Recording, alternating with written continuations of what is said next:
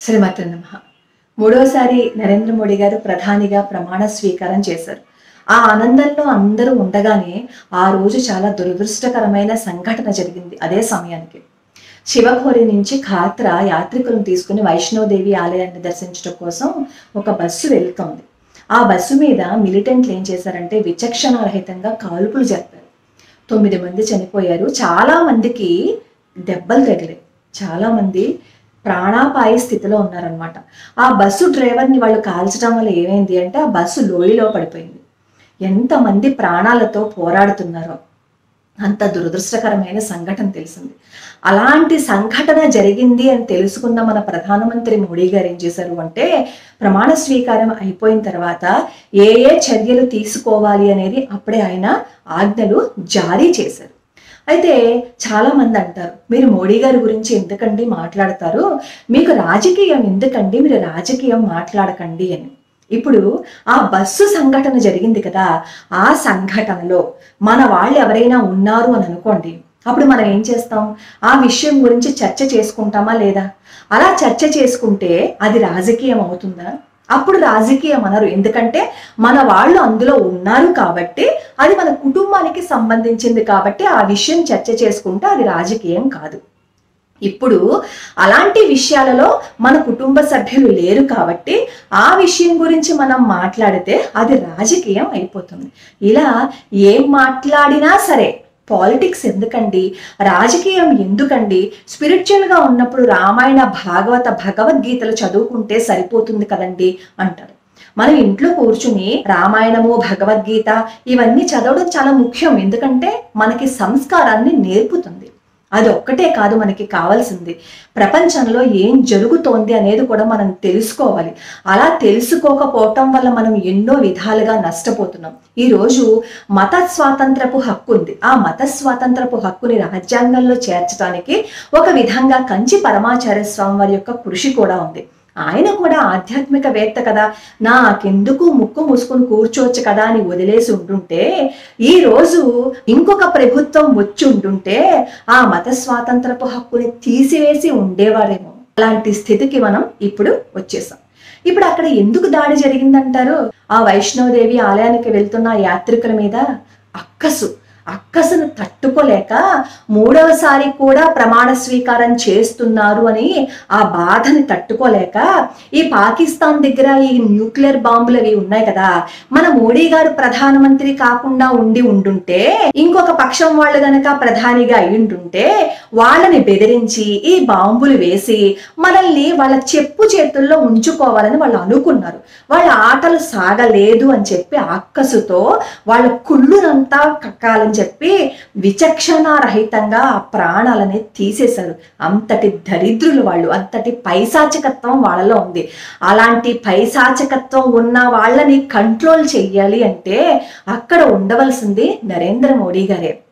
2014కి ముందు ఎన్ని బాంబు సంఘటనలు మన భారతదేశంలో జరగలేదు చెప్పండి. కాశ్మీర్ అయితే అట్టుడికిపోయేది. నరేంద్ర మోడీ గారు ప్రధానమంత్రి అయిన తర్వాత ఇలాంటి బాంబు దాడులు మన భారతదేశంలో దాదాపుగా తగ్గిపోయాయి. కాశ్మీర్లో అడపాదడప జరుగుతున్నాయి. అంటే ఒక విధంగా మోడీ గారు మనకి జెడ్ కేటగిరీ భద్రతని కల్పించారు. ఆ భద్రతని కల్పించారు కాబట్టి ఈ రోజు మనం ఉన్నాం.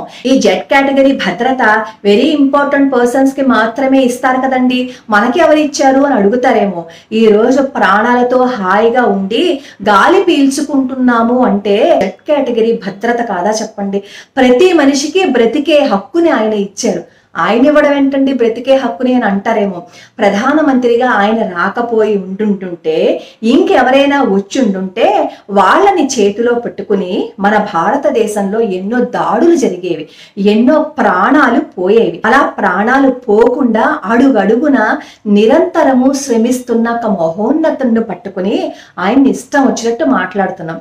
ఆయన గురించి నేను ఏదైనా మాట్లాడాను అని అనుకోండి, వెంటనే అంటారు నరేంద్ర మోడీ గారు మన దేశానికి ఏం చేశారండి, మరి మా ఊరికి ఏం చేశారండి, మా రాష్ట్రానికి ఏం చేశారండి, వేలు పెట్టి మనం మాట్లాడుతున్నాం కదా.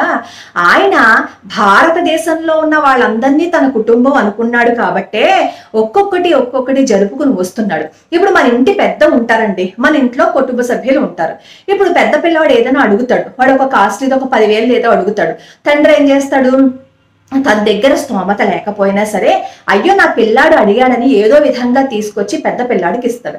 వెంటనే అది చూసి రెండో పిల్లాడు అంటాడు, మరి నాన్న నాకు కూడా ఇవ్వాలి కదా అంటే వెంటనే ఇంటి పెద్ద ఏం చెప్తాడు, అరే నాన్న ఈ రోజు ఈ సారీ ఖర్చు పెట్టేశాను కదా, రెండోసారి నీకు ఇస్తానని చెప్తాడు. అలా అందరినీ సమన్వయపరుచుకుంటూ కొన్ని సాక్రిఫైసులు చేస్తూ అందరినీ సాటిస్ఫై చేస్తూ ఇంటి పెద్ద ఎలా అయితే తన కుటుంబాన్ని నడుపుకుంటూ వెళ్తారో ఈ నరేంద్ర మోడీ గారు చేసిన పని కూడా అదే కదా. కొన్నిసార్లు కొన్ని ప్రాంతాలకి ఆయన ప్రాముఖ్యతనిస్తూ మొత్తం దేశాన్ని అభివృద్ధి పరచాలి అని చెప్పి ఆయన వెళ్తూ ఉంటే అసలు రాముడికి అయోధ్యలో ఈ మోడీ గారు ఉండటం ఇష్టం లేదు, అందుకే రాముడు అక్కడ ఆయన గెలవకుండా చేశాడు అని చెప్పి అంటున్నారు. అసలు రాముడికి నరేంద్ర మోడీ గారు గెలవటం ఇష్టం లేకపోతే ప్రధానమంత్రిగా అయ్యే అవకాశమే ఉండేది కాదు కదా. దాన్ని తీసుకొచ్చి ఎక్కడికి ముడిపెట్టారో చూడండి. ఏ సంఘటన జరిగినా సరే నరేంద్ర మోడీ గారికి మనం అంటగట్టేస్తున్నాం. మొన్నటికి మొన్న మౌలానా రషీద్ అని టైమ్స్ నౌ అనే ఛానల్ కి అతను ఇంటర్వ్యూ ఇస్తూ అతను ఏమన్నాడో తెలుసా, రాబోయే 50-100 సంవత్సరాలలో ఈ భారతదేశంలో రామ మందిరం మీరు కట్టుకున్నారు కదా, మా బాబ్రీ మసీదును కూల్చివేసి మసీదును మళ్ళీ కట్టుకుంటాము అని అన్నాడు. అంటే ఎంత ధైర్యం ఉంటే వాడు ఆ మాట అంటారు చెప్పండి. అంటే శరణార్థిగా భారతదేశానికి వచ్చి భారతదేశంలో బ్రతకడానికి వచ్చి భారతదేశాన్ని ఇస్లామిక్ రిపబ్లిక్ గా మార్చుకోవాలి అని అనుకున్నారు. అంటే వాళ్ళు అంత కుట్ర చేస్తున్నప్పుడు మనం భారతీయులం, భారతదేశంలో పుట్టాం, భారతీయ రక్తం మనలో ప్రవహిస్తూ ఉంది. అలాంటి మనం మన దేశం కోసం ఆలోచించకపోవటం ఎంత విచారకరమైన సంఘటనో తెలుసా. పొరుగు దేశాల్లో ఎలా ఉంటుందో తెలుసా, ఈ పార్టీ వ్యవహారాలు వచ్చినప్పుడు పార్టీ వ్యవహారాలు పార్టీ వరకే వాళ్ళు చూసుకుంటారు. దేశానికి ఏదైనా కష్టం వచ్చినా ఏదైనా నష్టం చెయ్యాలి అని అనుకున్నా పార్టీలకి అతీతంగా అందరూ కలిసి దేశం కోసం పోరాడతారు. కానీ మన భారతదేశంలో అలాంటి పరిస్థితి లేదు. మనం అందరూ వాడు ఏమైపోతే మనకెందుకు, దేశం ఏమైపోతే మనకెందుకు, మన ఇంట్లో మనం బాగున్నామా లేదా, మనకి ఎవడైనా తీసుకొచ్చి ఏదైనా ఇస్తున్నాడా లేదా అంతవరకే ఆలోచించుకుంటాం. కాబట్టే రాజకీయం గురించి కూడా మాట్లాడవలసిన పరిస్థితి మన దేశంలో ఉంది. ఖచ్చితంగా మాట్లాడి తీరాలి. ఎందుకంటే ఏం జరుగుతోంది అనే విషయం మనం తెలుసుకోకపోతే రేపన్న రోజు మన మనుగడే ప్రశ్నార్థకంగా మారిపోతుంది. ఈ రోజు మనం ఇలా మాట్లాడుతున్నాం కదా, నరేంద్ర మోడీ గారు ఏం చేశారు, మాకు ఏం చేయలేదు అని అడుగుతున్నారు. అదే ప్రతిపక్షాలు వచ్చి ఉంటుంటే వాళ్ళు ఏమి చెప్పారు, మేము అది చేసేస్తాం ఇది చేసేస్తాం, ఫెసిలిటీస్ ఇస్తాం ఈ ఫెసిలిటీస్ ఇస్తాం అని వాళ్ళు చెప్పారు. అందుకని మనం ఏమనుకుంటున్నాం, వాళ్ళు చాలా గొప్పవాళ్ళు కాబట్టి అన్ని చేస్తాము అని అన్నారు. కానీ నరేంద్ర మోడీ గారు ఏమీ చెయ్యరు, మనకి ఏమీ చెయ్యలేదు అని అనుకుంటున్నాం. నరేంద్ర మోడీ గారు ఏమనుకున్నారు అంటే, ఇంట్లో ఒక్కడు ఉన్నాడు అనుకోండి, పెరిగేసుకుని తింటాం. 10 మంది ఉంటే ఆ పెరుగునే మజ్జిగ చేసుకుని తాగుతాం. కానీ ఒక్కడే ఉండి పెరుగు వేసుకుని తినే కంటే 10 మందితో పాటు మజ్జిగ తాగటం ఎంత ఆనందంగా ఉంటుంది. 10 మంది మన కుటుంబ సభ్యులు ఇంట్లో ఉన్నారు అబ్బా అని చెప్పి చాలా ఆనందంగా ఉంటాం. అలా ఈ కుటుంబాన్ని అంతటిని చక్కగా తీసుకువెళ్ళాలని నరేంద్ర మోడీ గారు అనుకుంటున్నారు. అటువైపు వాళ్ళు ఏమనుకున్నారు, అన్ని ఫెసిలిటీస్ ఇచ్చేస్తాం, ఇన్ని చేసేస్తాం అన్ని చేసేస్తాం అన్నారు. అసలు మన దగ్గర లోటు బడ్జెట్టే ఉంటే ఇవన్నీ వాళ్ళు ఎలా చేస్తారో చెప్పండి. ఎలా చేస్తారు అంటే, అప్పుడు మన దేశాన్ని పక్క దేశానికి అమ్మేస్తారు, ఆ డబ్బులు తీసుకొస్తారు, వాళ్ళందరూ మన దేశంలోకి వస్తారు, మనల్ని అందరినీ చంపేస్తారు. మనుషులే లేనప్పుడు ఫెసిలిటీస్ కల్పించడం చాలా ఈజీ కదా. మనుషులే లేనప్పుడు ఎన్ని ఫెసిలిటీస్ ఇస్తే మాత్రం ఏం లాభం చెప్పండి. ప్రాణాలకి భద్రత లేనప్పుడు ఎన్ని ఇస్తే మాత్రం ఉపయోగం ఉంది ఒకసారి ఆలోచించి చూడండి. ప్రాణాలతో మనం ఉన్నాం కాబట్టి, ప్రాణాలతో తిరుగుతున్నాం కాబట్టి, ప్రాణం విలువ మనకి తెలియటం లేదు కాబట్టి, నరేంద్ర మోడీ గారి విలువ మనకు తెలియటం చేయటం లేదు. సామాజిక మాధ్యమంలో అప్పుడే మొదలెట్టేశారు. ప్రమాణ స్వీకారం చేశారో లేదో అప్పుడే హిందువుల మీద దాడి జరగటం మొదలైపోయింది అని. ఆయన ప్రమాణ స్వీకారానికి ఈ హిందువుల మీద దాడి జరగడానికి సంబంధం ఏంటి చెప్పండి? అక్కసుతో వాళ్ళు చేశారు. వాళ్ళు చేసిన దానికి ఖచ్చితంగా సమాధానం చెప్పే తీరతారు. అంత నోరు మూసుకుని ఆయన ఏం కూర్చోరు. నేను ఈ రాజకీయంగా కొన్ని విషయాలు మాట్లాడుతూ ఉన్నప్పుడు, అవగాహన కల్పించడానికి వీడియోస్ చేస్తున్నప్పుడు, మీకు ఎందుకండి రాజకీయాలు? మీరు మాట్లాడకండి. చక్కగా రామాయణము, భాగవతము, భగవద్గీత చెప్పుకోండి, అవే చాలు. పాలిటిక్స్ అవసరం లేదు, రాజకీయాలు జోలికి వెళ్ళకండి అని చెప్పి అంటున్నారు. రాజకీయము అంటే అసలు మనం ఓటు వేయకూడదు కదా. మనకి ఏదైనా అన్యాయం జరిగింది అని అనుకోండి, చట్టపరంగా వెళ్ళకూడదు. ఎందుకంటే చట్టము కూడా ఎందులో భాగం? రాజ్యాంగంలోందే కదా చట్టం కూడా. అంటే మనకు అన్యాయం జరిగినప్పుడు మాట్లాడకూడదు, మనం ఓటేయకూడదు, మనకి ఏదైనా కావాల్సిందంటే మనం ఎవరికి చెప్పకూడదు, మనకి కావాల్సినవి ఏవైనా ఉంటే అధికారుల దగ్గరికి వెళ్ళకూడదు కదా. మరి వీళ్ళందరూ కూడా ప్రభుత్వ అధికారులే కదా. ఇవన్నీ చూసుకుంటే ఇదంతా కూడా రాజ్యాంగంలోకే వస్తుంది కదా. రాజ్యాంగం అంటే మళ్ళీ రాజకీయాల్లోకే వస్తుంది కదా. అంటే మనం ఏం జరిగినా కూడా మాట్లాడకుండా ఇంట్లో కూర్చొని భగవద్గీత, రామాయణము, భారతము అవి చదువుకుందాం. ఇవి చదువుకోవాలి, కావాలి. ఇవన్నీ ఎందుకు చదవాలి? మనం మన సంస్కారాన్ని పెంచుకోవడానికి, మన గత చరిత్రను చదువుకోవడానికి, మనం ముందుకి ఎలా వెళ్ళాలి అనేది తెలుసుకోవడానికి కోసం మన పిల్లలకి చెప్పడానికి ఇవన్నీ కావాలి. దీంతో పాటుగా మన దేశంలో ఏం జరుగుతోందనే విషయం కూడా చాలా మందికి తెలియదు. అది తెలియాలి. అలా తెలిస్తేనే అపోహలన్నీ పోతాయి. రాముడి ఆలయం తలుపులు రాజీవ్ గాంధీయే తెరిపించారు, కొత్తగా ఈ నరేంద్ర మోడీ గారు ఎప్పుడు తెరిపించారని చెప్పి అడుగుతున్నారు. రాజీవ్ గాంధీ గారు అప్పుడు ఆలయం తలుపులు తెరిపించడానికి గల కారణం ఏంటో తెలుసా? ఒక కేసు జరుగుతోంది. ఆ కేసు నుంచి ప్రజల దృష్టిని మళ్లించడం కోసం, ఆ ఒత్తిడిని తట్టుకోవటం కోసం ఆ రోజు రామాలయాన్ని తలుపులు అయినా తెరిపించారు. అంతే తప్ప మన మీద జాలితోనో, మన మీద ఏదో ప్రేమ కురిపించేసో కాదు. అంత ప్రేమ జాలి కురిపించేసి ఉంటే అప్పటి ప్రభుత్వం రామాయణాన్ని కల్పితమని, రామగాథ కల్పితని చెప్పి అఫిడవిట్లు దాఖలు చేసేది కాదు. 2014లో నరేంద్ర మోడీ గారు కాకుండా ఇంకెవరైనా వచ్చి ఉంటుంటే ఈ రోజు మత నిరోధక చట్టం ఒకటి అమలై ఉండేది. మన దేశంలో మనమే పరాయి వాళ్ళగా బ్రతికి ఉండేవాళ్ళం.